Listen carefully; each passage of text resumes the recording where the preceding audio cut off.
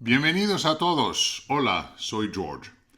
Esta historia que escribí es una historia que ilustra vívidamente los cambios sociales y económicos que transformaron Europa en las últimas décadas del siglo XX. El relato captura de manera muy humana las consecuencias personales de transformaciones históricas más amplias. A principios de los años 1920 se crearon en Europa fábricas textiles que proveían tejidos para innumerables productos: ropa, sábanas, cortinas, mantas, manteles, toallas y paños de cocina. Las empresas textiles europeas siguieron creciendo hasta mediados del siglo XX, cuando Europa dominaba la producción textil mundial.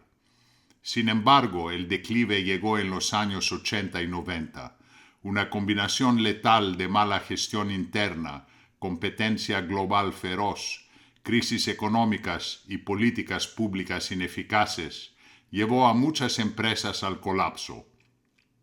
Era el reflejo de los desafíos que enfrentaron las industrias tradicionales ante la globalización implacable. Muchas terminaron cerrando, fusionándose o deslocalizando su producción hacia países con mano de obra más barata. La infancia dorada. Eloísa creció durante los años 60 y 70 como si habitara un cuento de hadas. Su familia poseía varias fábricas textiles prósperas y ella vivía en una gran casa con jardín, pista de tenis, un jardinero que cuidaba los rosales, un chofer que la llevaba a su escuela privada, dos criadas que atendían cada capricho y un coche último modelo estacionado en la entrada circular. Los fines de semana navegaban en el yate familiar por la costa mediterránea. Su tío ocupaba un ministerio importante y sus padres eran figuras respetadas en los círculos de poder. El apellido de la familia resonaba en los salones de la alta sociedad como sinónimo de distinción y riqueza. Eloísa no conocía otra realidad que la de ser tratada como una pequeña princesa. Tras estudiar ingeniería industrial en Inglaterra y obtener una maestría en negocios en Estados Unidos, regresó a su país con la confianza de quien ha sido educada para triunfar. Comenzó a trabajar en la empresa familiar con entusiasmo, pero pronto descubriría que el mundo había cambiado más rápido de lo que su familia había anticipado. El derrumbe. La empresa, como tantas otras, no pudo resistir las presiones del nuevo orden económico.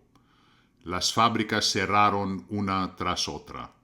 La familia había ahorrado lo suficiente para mantener su casa y vivir cómodamente, pero el estilo de vida opulento se desvaneció como humo. Eloísa se había casado poco antes del declive con un hombre que la cautivó con su inteligencia y su aparente serenidad. Después del matrimonio, la pareja se mudó a una casa modesta que compartían con los suegros. Ellos en el primer piso, los mayores en el segundo.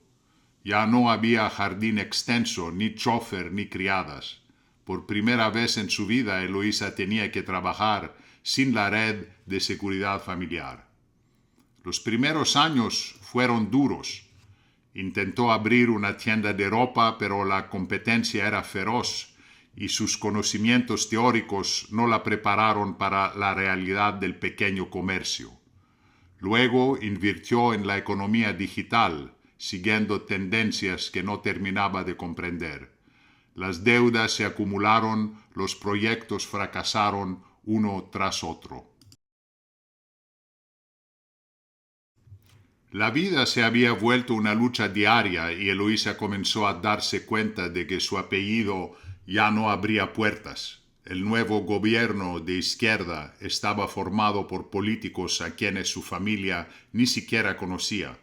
Los círculos de poder se habían reconfigurado y ella se encontraba fuera de ellos.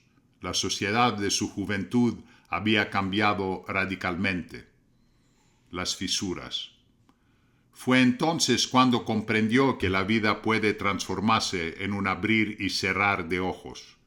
Algunas personas comenzaron a murmurar que su esposo se había casado con ella antes del declive por razones más pragmáticas que románticas.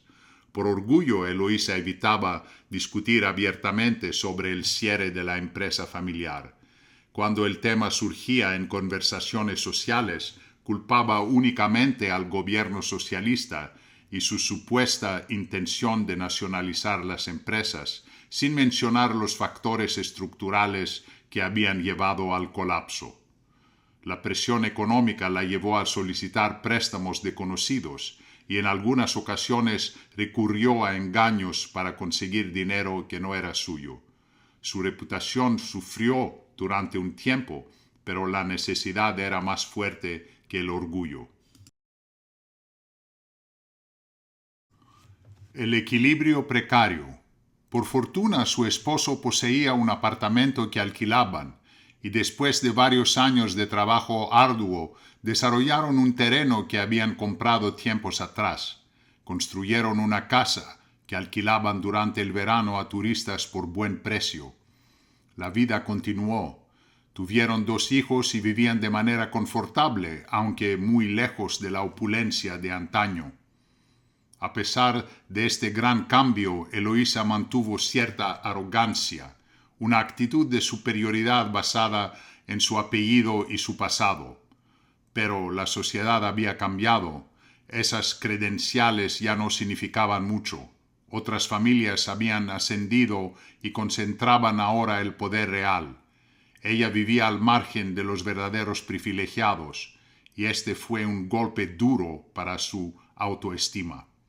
A veces soñaba con que el mundo volviera a ser como antes. Deseaba ser protegida nuevamente, ocupar una posición social elevada, formar parte de las élites de su país como antes, vacacionando en yates, viajando a París o Roma para comprar bolsos de Hermès, ropa de Dior y joyería de Bulgari.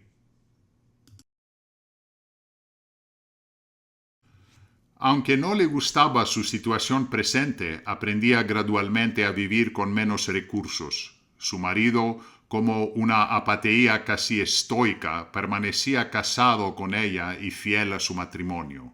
La vida tiene cambios, le decía a menudo mientras tomaban café en la terraza.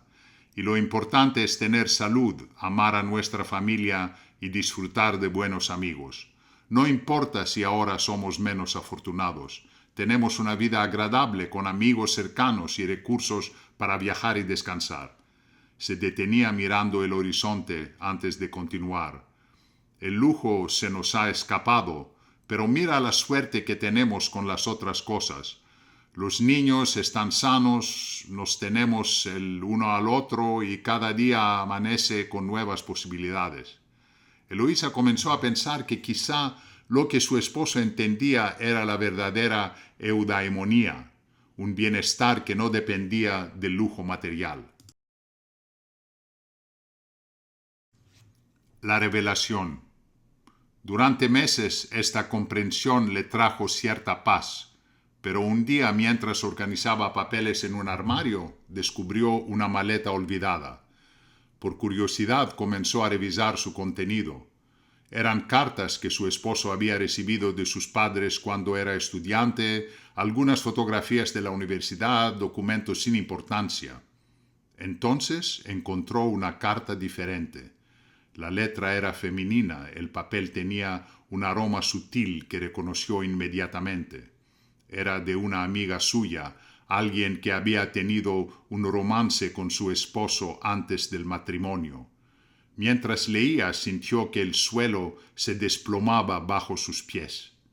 La carta hacía referencia a una conversación que habían tenido en el Hotel La Aventura, donde discutieron la conveniencia de la boda y las ventajas evidentes de casarse con la heredera textil. Las palabras eran directas, casi crueles en su pragmatismo. Eloísa se sentó en el suelo del armario, respirando con dificultad. Lloró en silencio, invadida por una tristeza que pronto se transformó en ira. Comprendió que él no había sido honesto, que se había casado para aprovecharse de su prestigio social, de su situación económica y de la dote familiar. El bienestar que había comenzado a sentir se reveló como una ilusión, una mentira construida sobre cimientos falsos. El despertar. Pasó un año turbulento. Después del divorcio, sentada sola en el apartamento que había logrado conservar, Eloísa reflexionaba sobre su nueva condición. Estar sola era mejor que vivir con un mentiroso, de eso estaba segura. Se miró al espejo del baño, observando los cambios que los años habían traído a su rostro. Las líneas alrededor de los ojos contaban historias de decepciones, pero también de resistencia. Ya no era la joven ingenua que había regresado de Estados Unidos con sueños de grandeza empresarial. Tampoco era la mujer amargada que había culpado al mundo por su caída. Al final, Eloísa aceptó la verdad de su nueva condición. Ya no era princesa, pero era libre. Cansada, envejecida, pero lúcida, entendió que la auténtica dignidad no reside en el lujo ni en el prestigio heredado, sino en la verdad y la capacidad de seguir adelante con integridad. Y eso, para ella, era lo que valía la pena, desnuda, pero bajo la luz, no en la oscuridad de las mentiras. Una mañana, mientras desayunaba en la pequeña cocina de su apartamento, sonrió por primera vez en meses. No tenía yate, ni criadas, ni chofer, ni apellido que la precediera, pero tenía algo que había perdido hacía décadas, la libertad de ser auténtica, y eso, descubrió, no tenía precio. Muchas gracias. Espero que les haya gustado la historia que escribí, y si quieren, cuéntenmelo en los comentarios y suscríbanse al canal. Me encantará leerlos.